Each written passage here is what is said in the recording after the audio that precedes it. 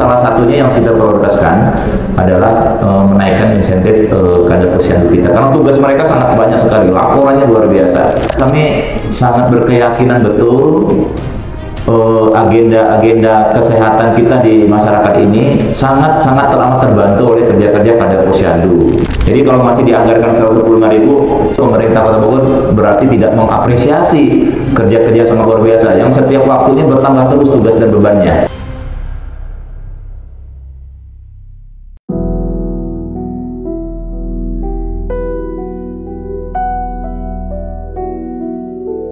Assalamualaikum warahmatullahi wabarakatuh. Terima kasih pimpinan atas kesempatan, Bu Hadis dan jajaran. Ada beberapa mungkin yang perlu saya perdalam terkait dengan yang disampaikan tadi dari Bu Kadis ya. Pertama tadi kan ada rencana pembelian pengadaan untuk motor ambulans hanya 5 Bu jadinya ya. Nah ini nanti tolong didetailkan, ini di 5 ini nanti ditempatkannya di mana operasionalnya. Kalau tidak salah kan kemarin di rapat sebelumnya cukup panjang kita bicarakan ya, sampai kita tampilkan gambar-gambarnya ya, tapi ternyata realisasinya hanya 5 di sini yang kita rencanakan di 2026. Ini Bu, jadi saya masih menanyakan kemarin kesepakatan kita pada waktu rapat Banggar yang lalu itu terkait dengan kesiapan kita untuk kenaikan insentif untuk kader posyandu, dan pada waktu itu seingat saya kita cukup sepakat untuk menaikkannya bahkan sampai di angka 150.000 kemarin ya. Iya, nah sekarang kan masih kita anggarkan di 125. Nah ini mungkin tolong disampaikan kepada kita. Karena kami sangat berkeyakinan betul agenda-agenda kesehatan kita di masyarakat ini sangat-sangat teramat terbantu oleh kerja-kerja kader posyandu gitu kan ya.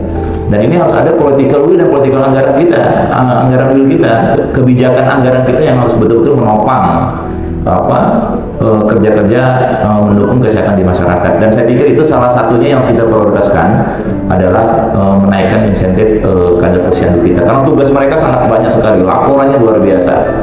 Dan ini mudah-mudahan kita bisa sama-sama perjuangkan di realisasi di 2026 ini Bu.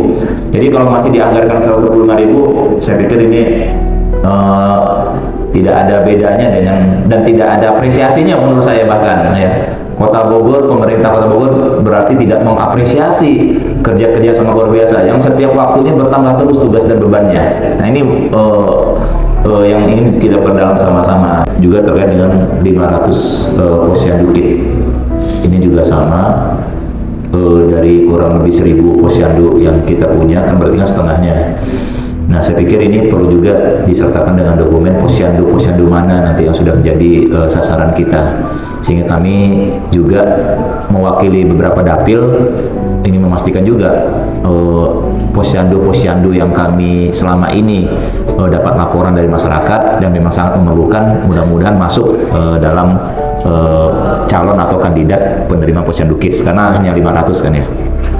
Saya nggak tahu kalau di Bogor Selatan apakah sudah selesai semua Bu untuk pustunya di seluruh kelurahan, karena kami sampai dengan hari ini masih sering mendapat laporan untuk pelayanan kesehatannya di Bogor Selatan, terutama di daerah Rancamaya, Bojongkerta, Kertamaya. Di sana itu kami banyak sekali dapat laporan, terutama kemarin setelah reses.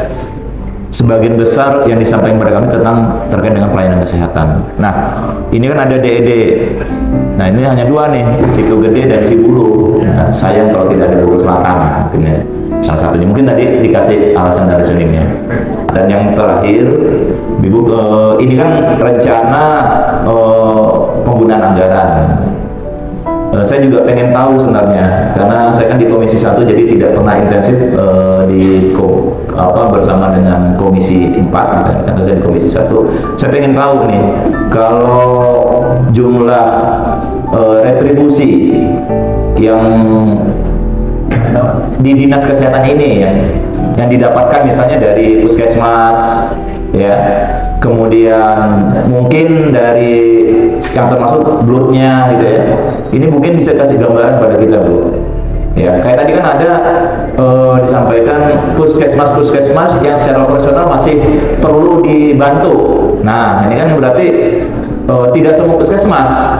Nah, berarti nanti bisa kita dapat peta gambaran puskesmas mana yang mungkin secara otonomi luas sekali bisa mandiri gitu kan, bisa mencukupi kehidupan mereka sendiri, atau puskesmas mana yang ini memang cukup berat gitu ya untuk dioperasionalkan gitu, di lapangan.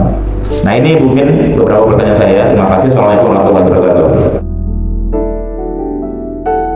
Jadi kita perlukan satu namanya nomenklaturnya memang ambulans motor yang kita bisa menjangkau sasaran pasien masyarakat yang mungkin lokasi rumahnya itu tidak bisa dijangkau oleh mobil ambulans, kan seperti itu.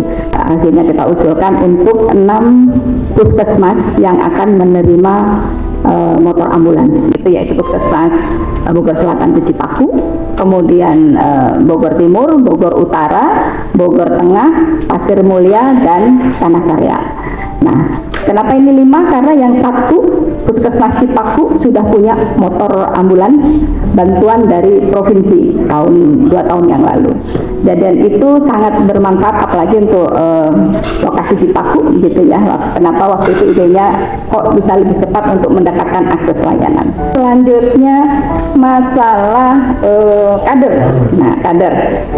Terkait kader perlu kami sampaikan. Sebenarnya kami waktu itu juga senang sekali kalau kader itu bisa menambah honornya gitu ya, karena memang peran garda terdepan itulah kader.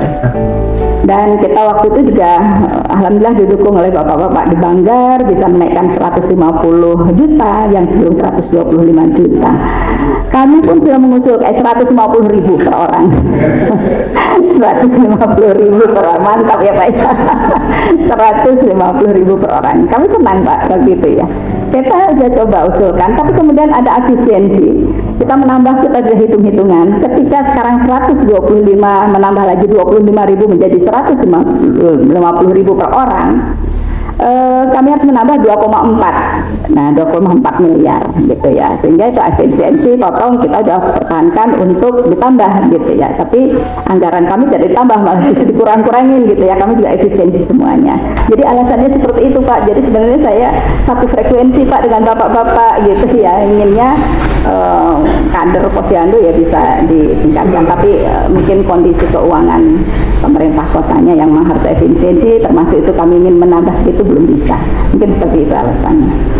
Kemudian yang kedua, tadi pertanyaannya untuk Posyandu kit ya Pak ya. Memang kita usulkan, kita harapannya 1000 Posyandu itu kita bisa penuhi kelengkapan alkesnya, yang itu tusinya memang ada di Dinas Kesehatan. Jadi ada 1000, tetapi kita ada efisiensi anggaran. Jadi di 2026 itu kita bertahap 500. Jadi bukan di perubahan ya Pak. Jadi tahun 2026 500 nanti ya. Inginnya kita 1000-1000-nya Pak gitu ya. Jadi mungkin bertahap karena efisiensi itu. Dari mappingan kami tadi dengan konsep ILP, di mana satu kelurahan idealnya harus ada satu puskesmas pembantu. Untuk di puskesmas untuk di wilayah Kecamatan Bogor Selatan ini ada yang belum punya pustu, masih ada 5.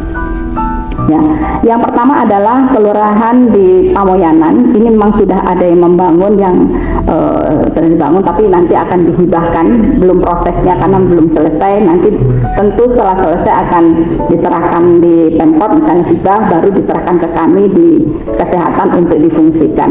Nah, ini di Pamoyanan ada dari masyarakat gitu ya, yang sudah dibangun, kemudian belum ada serah terima aset dan sebagainya. Kemudian di Kelurahan Bondongan, kemudian Kelurahan Rancamaya, keempat Kelurahan Kertamaya, dan Kelurahan Pakuan. Jadi itu tadi menjawab kelurahan di wilayah Bogor Selatan. Mana nih kelurahan yang belum punya pustu? Itu ada 5 kelurahan, dan tadi yang sudah kami sebutkan. Nah, terkait dengan Posyandu, memang ada di tusinya sebatas mana kewenangannya Dinas Kesehatan. Oh, ini dananya di kelurahan gitu. Apalagi Posyandu sekarang kan new Posyandu Pak. Jadi Posyandu sekarang dengan bawi 6 SPN gitu ya, dan regulasinya ada di Permendagri 130 tahun 2018, di mana kewenangan-kewenangan bahwa tusinya untuk membangun posyandu, rehabilitasi posyandu, mebeler itu ada di anggaran kelurahan atau kecamatan. Sedangkan di kesehatan, di dinas kesehatan untuk mendukung alkesnya, gitu ya. Dan sekarang pun pelayanan posyandu bukan hanya untuk kesehatan, gitu ya. Jadi ada 6 SPM sudah pos pelayanan terpadu, karena kesehatan itu yang paling memanfaatkan rajin lah, gitu ya. Jadi dah konotasinya posyandu itu punya kesehatan.